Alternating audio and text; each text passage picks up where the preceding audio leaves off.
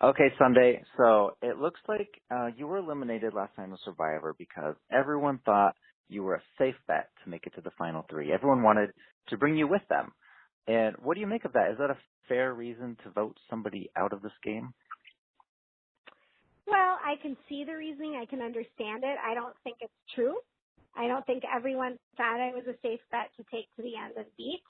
But I guess for Hannah, that's what she thought. So I Right. saw her reasoning last night and was like, okay, I don't agree with you at all, but I guess, that's what she thought. So what are you going to do? I think at one point she called you an enticing goat. Yeah. And in my Yeah. first Wasn't thought, it well, nice? what does that mean? When you heard that, how did that make you feel? Well, not great. I mean, Hannah and I had conversations earlier in the day and the days prior where she pretty much made it clear to me that that's how she viewed me. And, it's kind of like, well, I'll just let you think that then. If that's what you think, then maybe I do get to the end and surprise some people with some votes. But no one wants to be called a goat, obviously, and I was Right. playing the game. I was making moves with people. It wasn't always visible on screen, but I was, and she knows that. And I think she was playing really hard, and she's really smart, and she was looking for any way possible to further herself in the game, and that looked like an easy way for her to do it. I don't think it was smart. I mean, I'm sitting there, you're sending me home, and I've got Jay and David and Adam sitting around me. Mm-hmm. But what are you going to do? Your name's, called. And I'm just like, what? I was just, yeah. At In what shock. point did you know you were going home? Was it after the first time Jeff pulled up a Sunday vote, or was it the very last one? Did you not know until the end? No, the second vote, I was like, okay, because there's not that many people left in the game, right? And you could get one Mm-hmm. random weird vote, but really not really with only 7 people left. And that as soon as he read the second one, I knew the tide had turned, that group had switched from, we wanted to get David out. And I had conversations with Adam and Hannah all day. I had checked in with them. I thought I did my due diligence and something changed before tribal. So as soon as he read the second one, I knew I was going home. Just like, so close, so close. Very close. Yeah, the finale is just 1 week away. Let's Yeah. say that you did make the final three. What game moves are you so proud of that you would have kind of bragged to the jury, like, hey, I did this, guys, I did this? Well, definitely I would bring up the rock draw and the Ken vote. I Right. would have pointed out that I made decisions along with Chris and Brett along the way. Nobody, in my opinion, one person wasn't calling all these shots. We were deciding, hey, it's better for us to go here. Is it better for us to go there? I would point out the fact that I was able to forge relationships with every single person in the game, which was my goal. I was able to develop close relationships with a lot of the Millennials, which is also my goal. And I put a lot of time into relationships. And so I would be pointing out that part of it. I had a lot of people trusting me. I had the Ken, and I was making decisions, along with Brett, with Adam. Be like, Adam, let's vote together this time, and then we didn't the next time. I had Jay, that I had a close relationship with. I was helping Jay, okay, don't play your idol now, to get him and I further in the game. Let's say you made it to the final three. Who do you want to be sitting next? Who would you be the loyal person and want to take Brett with you, or would you want to maybe do a strategic route and take someone with you that you could just easily beat? It's so hard to say when you're not sitting there. What I want to say is that I would want to be sitting like with Hannah and Ken. Would I be able to pull the trigger on that? I don't think so. I feel like Brett and I were really similar in what we did and how we played the game. And I may have rolled the dice to try and beat him out if we were there with, say, Ken or Hannah.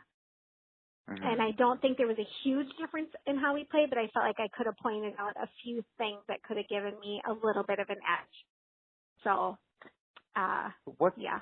What's the number one hardest part about playing Survivor? Is it those challenges, or maybe the weather, or what about the social aspects? I'm just curious, like, what's the number one hardest thing? For me, the hardest thing is never being able to turn your mind off and never being able to let your guard down. So mentally and emotionally, you have to be aware of every single thing that's going on with every person all the time. You can't just like, oh, I'm tired, I think I'm going to take a nap, because you could miss stuff. You have to know, why are those two people talking over there? What did those people say? What does that eye roll mean? Why did he say that to me like that?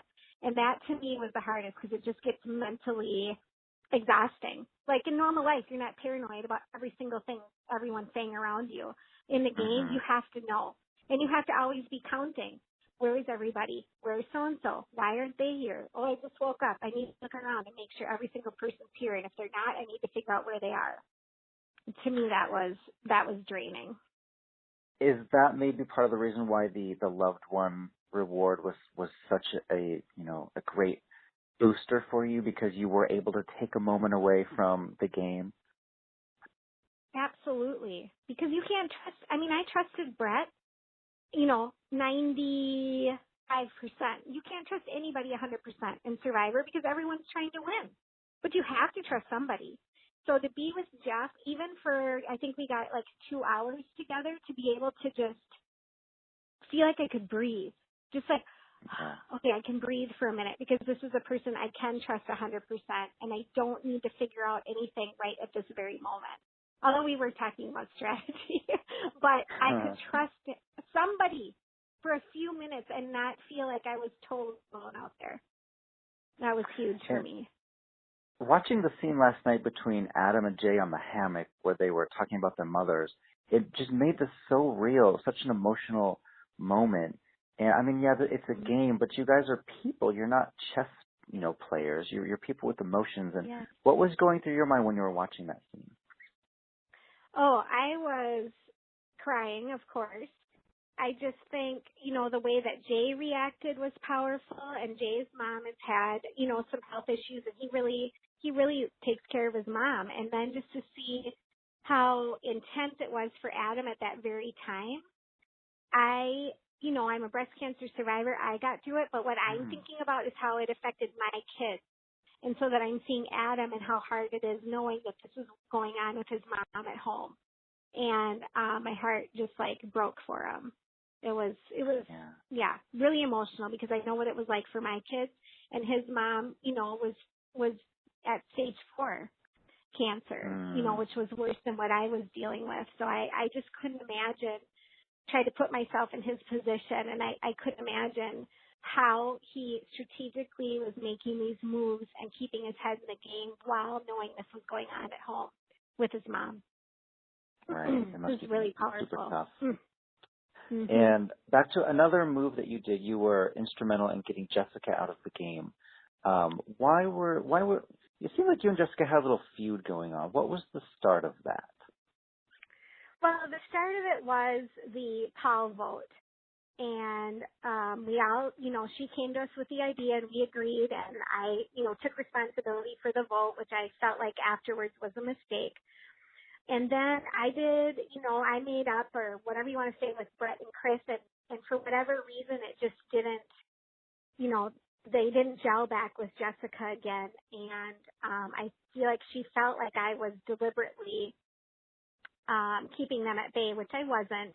But it just created this feud, and then they were going to vote her out, and I was under the understanding they had the numbers, so I had to vote with them, thinking if I don't, I come back to no alliance. Well, that David plays the idol, and she does come back to camp, and I feel, like, oh my gosh, I voted for you, and now you're still here, when I thought I wasn't going to have an alliance.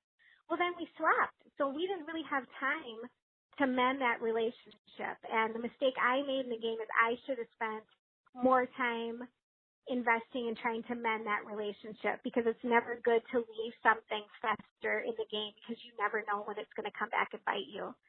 And I honestly didn't feel like the rock draw was me sending Jessica home. I did not leave there like, yes, I got her. That was not my feeling at all. It was, nobody wants to see anybody go out that way. It worked in my favor that day, but it was hard. It was not fun to see her go out that way. So I don't take responsibility for her leaving, but I'll take responsibility for throwing out Ken's name so David wasted his idol. Yes, that was important too. You know? Well, Yeah, the finale is 1 week away Sunday. Are you getting excited to see everyone again and come to Hollywood?